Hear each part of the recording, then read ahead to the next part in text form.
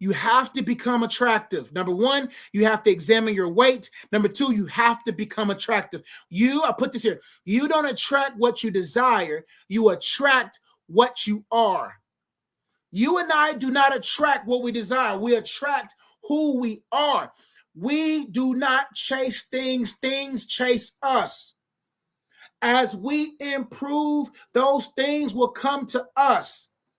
The issue is we want to go after versus those things versus us attracting. And so what I mean by that, we have to become attractive. So the reason why God has certain things to wait, because we're too ugly. Do you know the things that they're looking for? The things that we're looking for is looking for the refined us. Find us, but to refine us. So we need God to refine us. We think we cute, but we ain't as cute as we need to be. It's like, because marriage requires you to, now listen, you can't be ugly in marriage. You can't be ugly with kids. You can't be ugly. You got to be attractive. Like, do your kids want to be around you? Do your spouse want to be around you?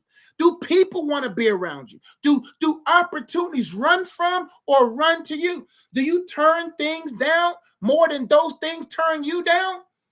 Because even though, like, that's one thing I'm learning about favor. Not all favor is good. Because I'm a man of favor, there's going to be things you're going to attract that you got to turn down. People think that all favor is good favor. No, there's bad favor. Like when I go to but when I go to Bojangles, or I used to go to Bojangles like that, bro, I had so much favor, but I doubt God wants me to eat all that chicken with the grease. I doubt he wants me to have all that favor. Because you favorable, people want to bless you. And sometimes you got to turn down the fried chicken. But you have to become attractive. While you're waiting on whatever you're waiting for, ask yourself, would that thing find you attractive? Would it walk by you and won't even pay you no attention? Money knows money. You see what I'm saying? Success knows success. There's certain codes. There's guy code, there's girl code, there's business code. There's codes everywhere. And if you're not aware of the codes, you won't behold.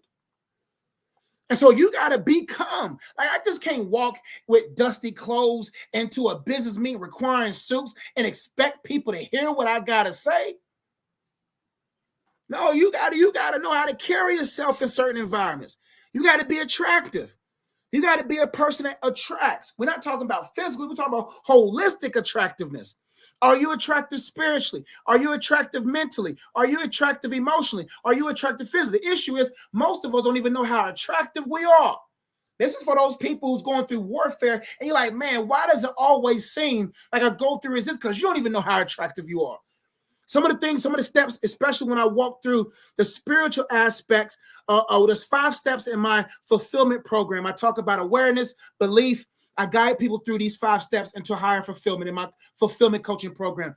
The first step is awareness. The second step is belief. The third step is becoming. The fourth step is having. And the fifth step is fulfilling.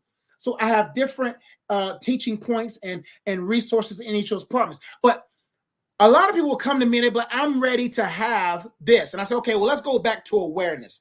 And one of the ladies I went through awareness, she didn't realize just how much she was unaware of how attractive she was demonically.